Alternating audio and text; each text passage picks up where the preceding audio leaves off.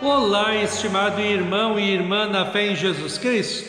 Nós iniciamos este momento devocional em nome de Deus Pai, Filho e Espírito Santo. Amém. Façamos oração. Ó gracioso Deus, te louvamos por esse dia maravilhoso, pelas infinitas bênçãos derramadas sobre nós e nossas famílias. Abençoe este dia, envia teu Espírito Santo para estar conosco agora quando vamos meditar na tua santa palavra. Isso te pedimos e agradecemos em nome de Jesus Cristo, teu Filho, nosso Senhor e Salvador. Amém. Que a graça, a paz e o amor daquele que veio, daquele que vem e daquele que virá em glória, Jesus Cristo, nosso Senhor e Salvador, permaneça hoje para sempre com todos vocês. Amém. Queremos meditar as palavras de Atos dos Apóstolos, capítulo 17, versículos 13 a 15, que diz assim: Mas quando os judeus de Tessalônica souberam que Paulo tinha anunciado a palavra de Deus também em Bereia, foram até lá e começaram a agitar e atiçar o povo contra eles. Então os irmãos enviaram Paulo imediatamente para o litoral, porém Silas e Timóteo ficaram em Bereia.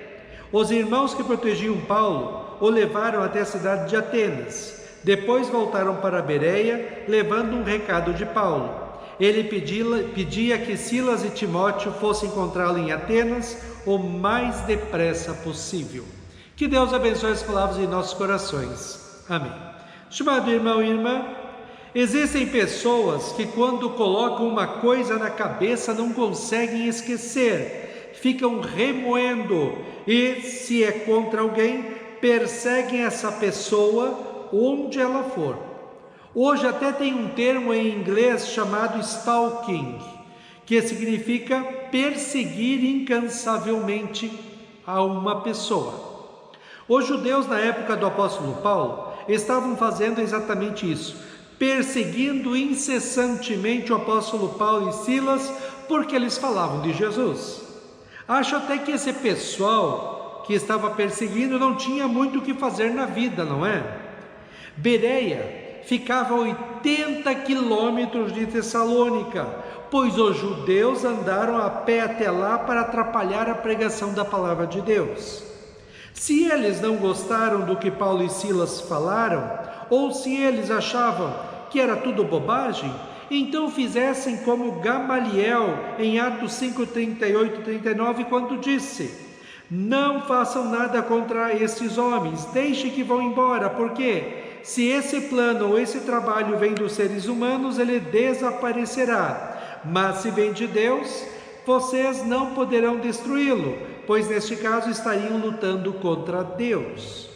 Mas não, eles andaram 80 quilômetros para agitar o povo contra os dois. Para proteger a vida de Paulo e Silas, os cristãos levaram-nos para o litoral e os levaram de barco até Atenas. Acho muito estranho esse tipo de atitude de algumas pessoas de perseguir outras. Se não gosta ou se gosta demais de alguém, deixe a pessoa seguir a sua vida, o seu caminho. Não adianta perseguir ninguém ou fazer loucuras por amor ou querer se vingar porque alguém fez algo ruim para você. Não temos nós um Deus que está vendo tudo? Então coloque a sua causa perante Deus, busque as instituições que existem em nosso país para fazer justiça, mas nunca faça nada com as suas próprias mãos. Isso não dá certo, só piora mais a situação. Romanos 12, 19 e 21 diz assim: Meus queridos irmãos, nunca se vinguem de ninguém, pelo contrário, deixem que Deus que deu o castigo, pois as escrituras sagradas dizem: eu me vingarei, eu acertarei contas com eles, diz o Senhor.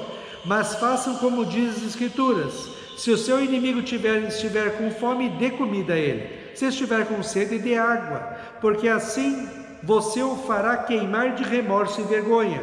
Não deixem que o mal vença vocês, mas vençam o mal com o bem.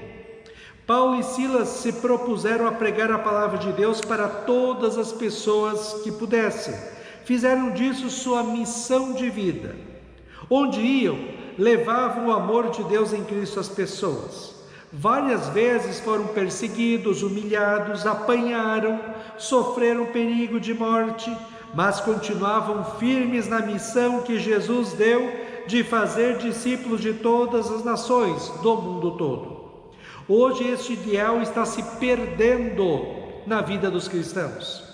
Estamos tão envolvidos com as coisas deste mundo, falamos com tantas pessoas sobre tantos assuntos, mas muitos têm dificuldade para falar de Jesus.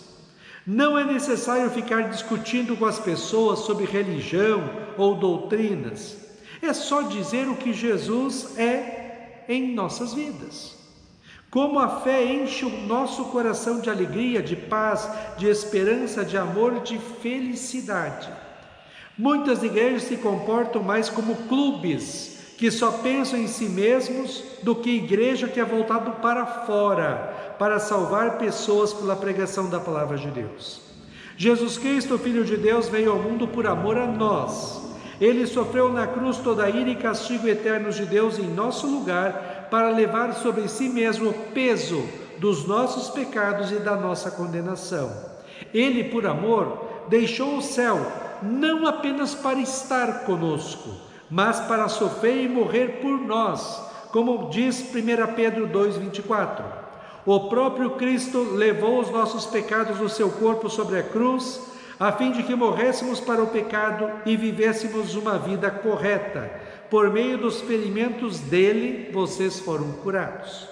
A fé é uma força dentro do cristão que o motiva a viver uma vida santa, bonita e agradável a Deus, servi-lo com o melhor do seu tempo, dons e habilidades e ofertas, e levar a sua palavra que salva para as pessoas que passam por sua vida.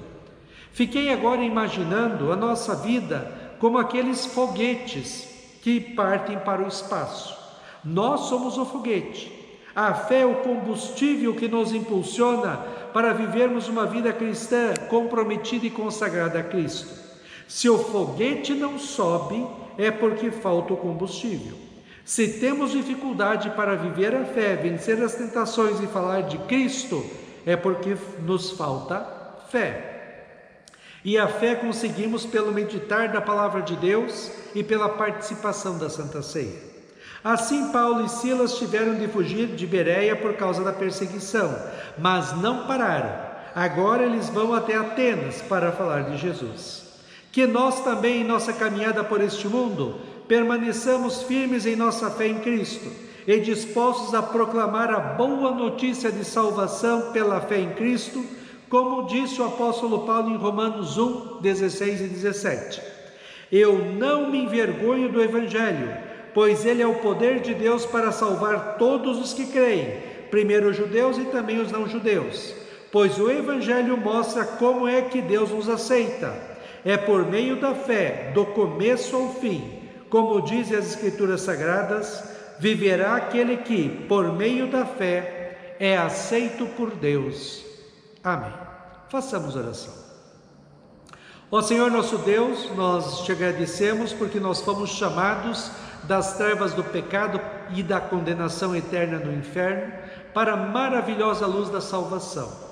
Que nós possamos viver com alegria, coragem e destemor a nossa fé neste mundo, que possamos sempre te buscar em primeiro lugar em nossas vidas, que possamos também testemunhar a nossa fé com tanta alegria, com tanto ânimo como tinham Paulo e Silas, e que possamos vencer as tentações e continuarmos a nossa caminhada de fé rumo ao alvo, a vida eterna nos céus.